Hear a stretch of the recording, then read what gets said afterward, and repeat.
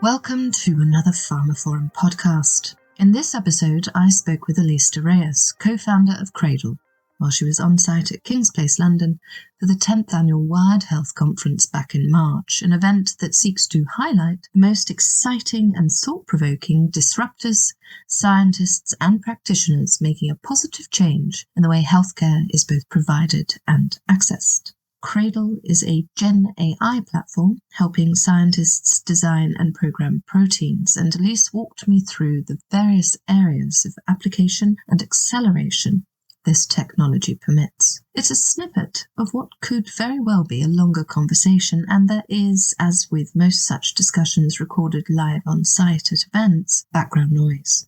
But hopefully our brief discourse is worth a listen, providing as it does insights into developments in the field. Certainly, the air of positivity is palpable. As ever, thank you for listening.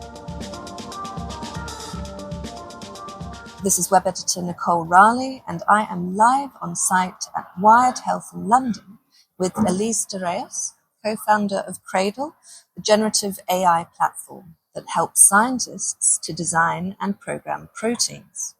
Backed by Kindred and Index, the company recently raised a $24 million Series A after experiencing strong interest since it launched from stealth in 2022.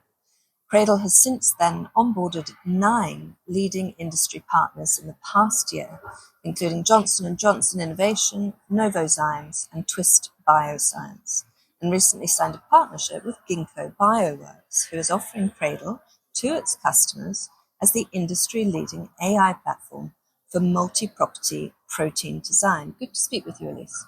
Thank you for having me. So perhaps you could first of all share for listeners your journey to today. Absolutely, yeah.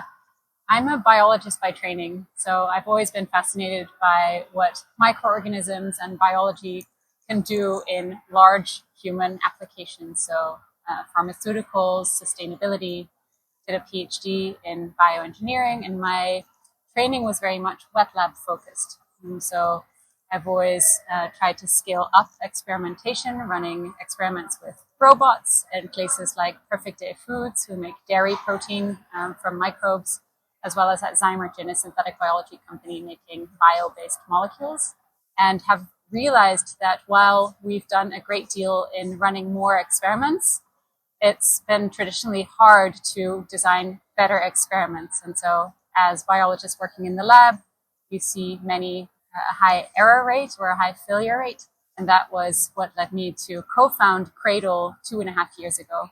At Cradle, we're helping biologists like my former self design better proteins using generative AI to move away from the trial and error approach, which is long and costly, more to targeted designs to help design proteins that meet their goals.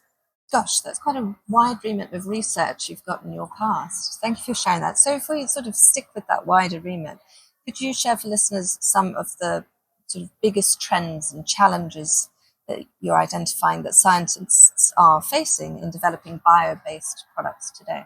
Absolutely. So when developing new bio-based products, you have to test each design in the lab, and this process takes 8 to 12 weeks and is extremely expensive. So bringing, for example, a new drug to market costs 200 to 300 million US dollars just in the R&D phase alone, and it takes a lot of time. Where we have a lot to gain is to develop better proteins from the get-go using generative machine learning. And that is why at Cradle, we think that the time is right to build a software platform that really empowers biologists designing better proteins in labs across the world to do this more quickly and more effectively, leveraging generative machine learning. This has enabled us to show that we can speed up development trajectories over 4-fold across industries. So not just pharma like Johnson & Johnson Innovation, but also sustainable enzymes like with Novonesis, formerly known as Novozymes. Gosh, as you say, the benefits are substantial. And sticking with what Cradle is doing, it's representing, as you say, significant real-world gains when it comes to the R&D of biological products. So another example is that biopharma companies, and correct me if I'm wrong, spend an average of $22 million and 42 months on R&D, as you were alluding to earlier, to get a single potential product ready for clinical testing, with only around 35% of programs progressing to clinical trials at all. Is that correct? Yeah, so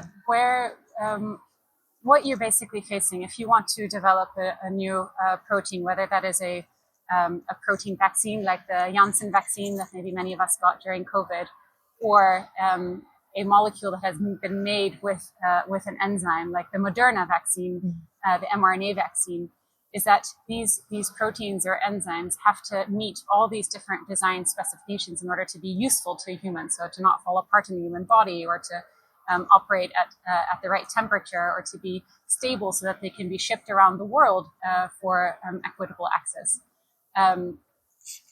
Optimizing all these proteins simultaneously is extremely difficult. And it's very hard for a human to comprehend and make these better designs. And that's where we're really seeing that, like ChatGPT, proteins or models that have been trained on the human language that can generate human outputs, human language responses to our questions. There are now these large protein models that have been trained on protein language that can really generate new designs that increase your chances of hitting all those design specifications to make sure that the protein that you're designing actually can be used by us as humans. Yes, this is actually something earlier today that Collie was talking about from AlphaFold, about the predictive capabilities of AI. So just to return to Cradle, I also understand that it's on a mission to reduce the environmental impact in some regard of human consumption. And there was the McKinsey Global Institute prediction that 60% of everything that humans consume could be produced using synthetic biology, a market that is worth some $10 billion. Are you able to share your thoughts on that at all? Yeah, I mean, it's much broader than synthetic biology. Of course, biology includes plants, it's enzymes.